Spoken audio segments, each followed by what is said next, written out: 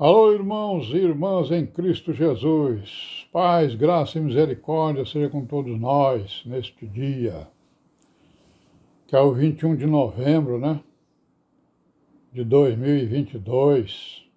Graças a Deus, né? Aleluia, Hosana, Maranata. Graças a Deus, amém, né? Vamos orar, irmãos, vigiar, meditar, né?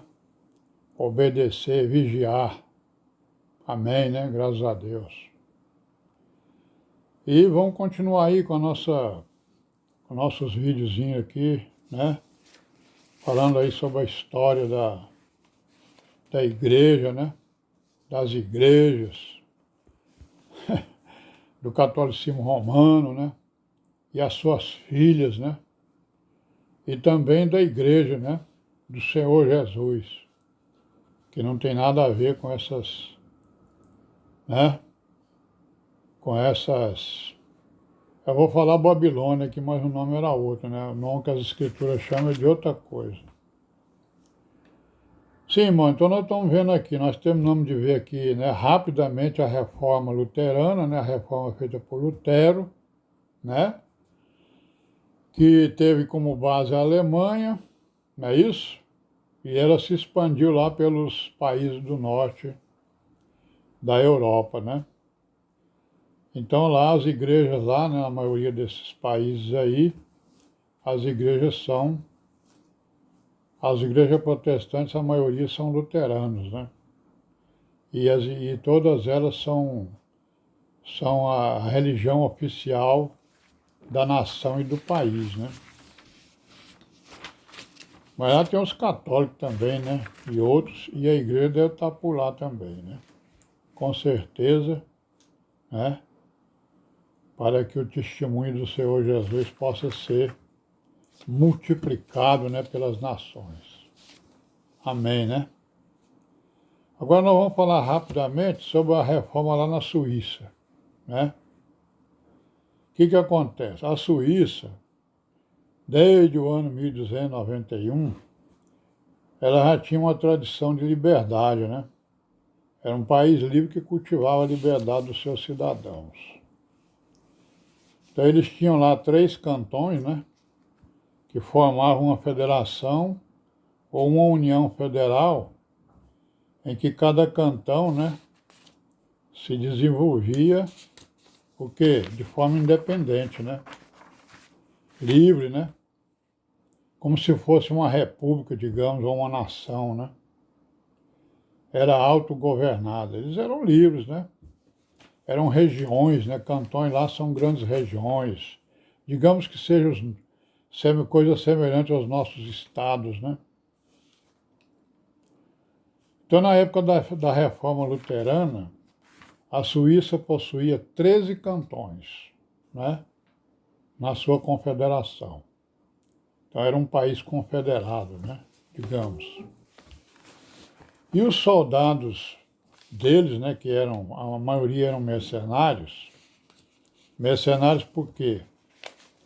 Porque eles não precisavam de exército, né? Que era tudo livre lá, liberdade, né? Todo mundo era responsável, digamos, né? Então os seus soldados eram mercenários porque eles prestavam serviço para outras nações. Principalmente para quem?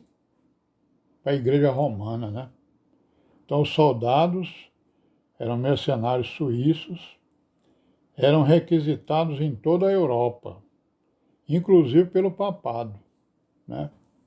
Para resolver lá os seus problemas, né? De guerra e de luta, né? Então cada cantão, né? Certo? Lá da Suíça, era livre para tomar suas decisões locais, inclusive para decidir sobre a religião que quisesse. Essa decisão aí eles receberam, né, dos alemães, ou levaram lá para os alemães, né? Levaram para Lutero, né? Porque foi esse um dos acordos, né? Do acordo de Augsburg, né? Conforme nós vimos aí.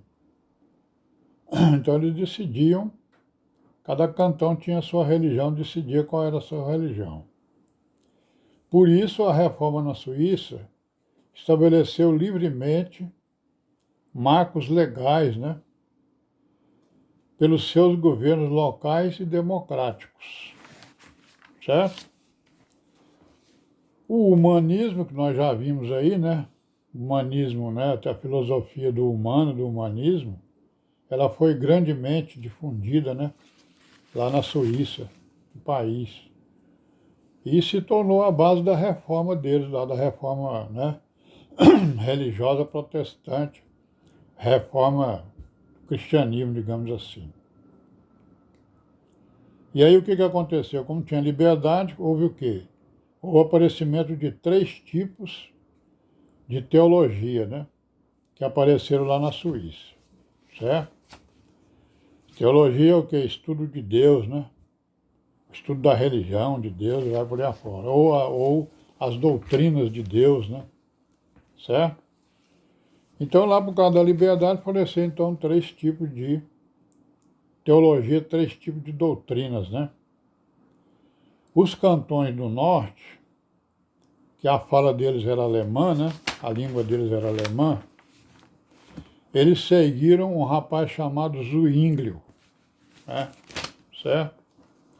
Os cantões do sul, liderados por Genebra, né, seguiram o Calvino, que é outro reformador. Então, lá na Suíça, a gente está vendo, né, que o Zwinglio tinha uma teologia, uma teoria, digamos, o Calvino tinha outra, e agora ainda apareceu mais um aqui, porque eram 3, né, que são os anabatistas, né.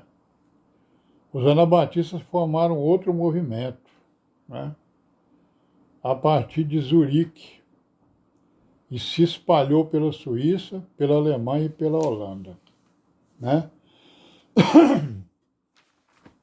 Então nós estamos vendo aqui que a reforma na Suíça foi completamente diferente, né? Então vamos ver aqui o que aconteceu com a reforma de Zwinglio, né? Vamos ver aqui como é que é em rápidas palavras, né? Então essa reforma do Zwinglio, ela aconteceu nos cantões do norte da Suíça, né?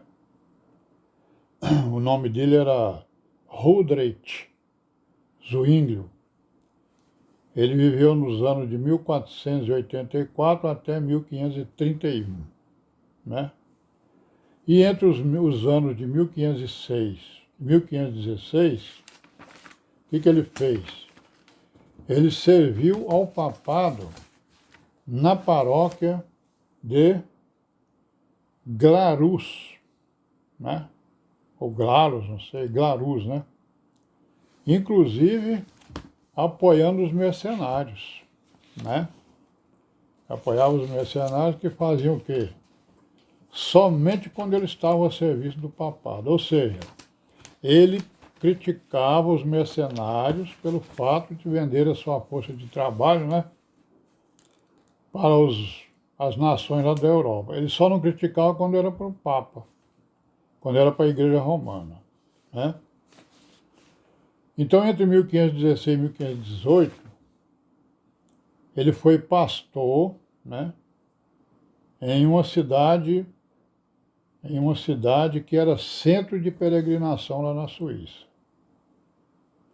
E aí ele começou a se opor aos abusos da Igreja Romana. Ele começou a ver que, né, a Igreja Romana, a qual ele pertencia, né, era até pastor, né, ele começou a ver que havia abusos, né, como, por exemplo, as indulgências, né, e a Virgem Maria Negra. Olha aí. Então, o Zwinglio, né, ele condenava os mercenários, né, ele não queria que os mercenários prestassem serviço, né, somente para o Papa, mas aí ele entendeu aí o negócio das indulgências, né, e também ele não aceitou a Virgem Maria Negra, certo? Então aí ele foi para Zurique, né? Mas nós vamos parar por aqui hoje e amanhã a gente vai continuar aí com a reforma do Zwingli. Amém?